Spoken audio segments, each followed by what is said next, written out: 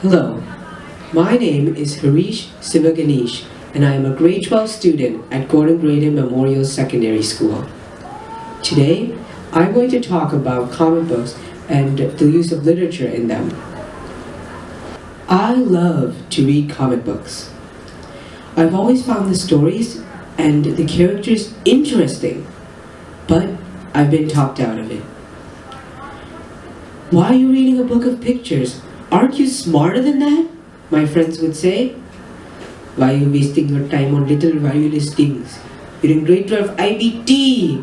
You should be studying to get the high marks to get into university, my parents would say.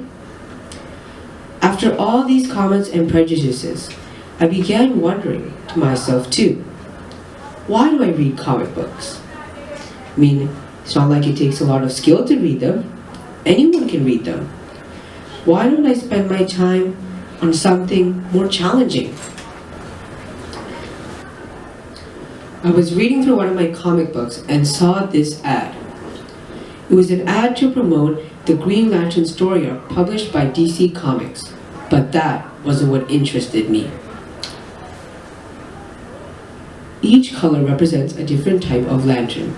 Now, comic book lovers, including myself, recognize these colors as the emotional spectrum, but when put in the specific order, I found that it matched the visible light of the electromagnetic spectrum concept learned in science class.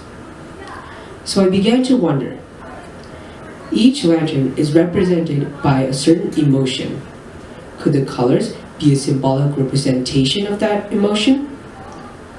I did some research and found out that not only are the colors a symbolic representation of the emotion, but the shapes of the insignias as well. For example, the dark red color and vertical lines represents the rage waiting to be unleashed. The green color and horizontal lines represent stable willpower, and the 8-pointed star and pink color together represent universal love. I found that pretty cool, and I began to wonder again, are there examples of literary elements in other comic books as well?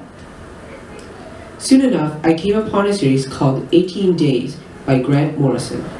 I saw the first issue cover, and it had reminded me a lot of the Hindu epic, the Mahabharata, that my parents used to tell me stories about when I was a kid.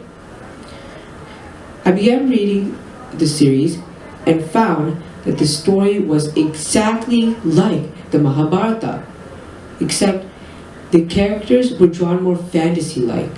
The phrases and morals were more direct and less artsy. My curiosity got the best of me, and I decided to research why the author chose to write this book. Turns out, Grant Morrison, an Irish comic book writer, fell in love with stories from Asia and found that the Mahabharata best explains the human condition through flawed characters, which, ironically, is something our English teachers have been trying to stick into our brains with classic novels and old-fashioned Shakespeare plays that I, a 17-year-old IBT student, can't even relate to. Let me give you a brief history on film. Film started in the late 1800s as a form of cheap entertainment for the poor working class.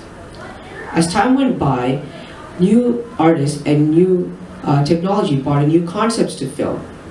It went from a 1-minute silent film production to a 1-hour production that could change from color to black and white with different camera and lighting angles and even musical background compositions. People started appreciating the themes found in films and found them enlightening and worth learning, and film became another art form. Sound familiar? Well, if it does, then great, because that's exactly what happened with Shakespeare's plays, except his plays were made all the way back in the 1600s, so his plays had more time to be recognized than just cheap entertainment. However, high school students, including people in IBT, struggle to find the theme in Shakespeare's plays and movies. Last year, in my English class, we had to do a film analysis on a classic film as part of our summative. Didn't seem that hard. I mean, we just had to understand the language the movie is in to understand the movie itself. But people still found it hard to find the movie's theme. They would watch a movie like the Battle of Britain and then go up to the teacher and say, "Miss, I can't find the theme in the movie. All I see is a battle between two countries." They think that the theme will be handed to them. They think that the movie will automatically tell them something about war that they've never seen or heard before. But they don't think and realize that the director might be using war to articulate a theme about violence. I had a similar situation in grade 10 with historical cartoons. Some of my peers were having trouble interpreting the meaning of cartoons like the one I have up here, which doesn't even have words. So technically, you only need sight to understand the cartoon. They would think that the author is trying to show that North America and Europe are richer than Africa because of all the rocks they have. However, they don't think and realize that the author is actually trying to show that North America and Europe have overexploited Africa, explaining one of the reasons why there are so many poor countries in that continent today. See, us comic book lovers, we don't just go through an assignment blindly and answer, because to understand the current titles and their significance in explaining the human condition, we have to go back to the first issue and learn the theme the author is trying to convey, and more importantly, how they're trying to convey it.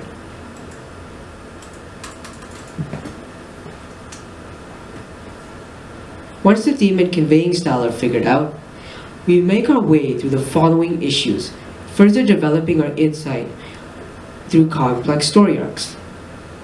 By the time we get to the current issue, we can get through the whole thing as if we read it 100 times, because we took the time to understand the author's theme and the conveying style, just like how our English teachers can analyze a passage from Shakespeare's plays, word for word. But non-comic book lovers don't realize this. They think that comic books are another pastime, like kids' cartoons.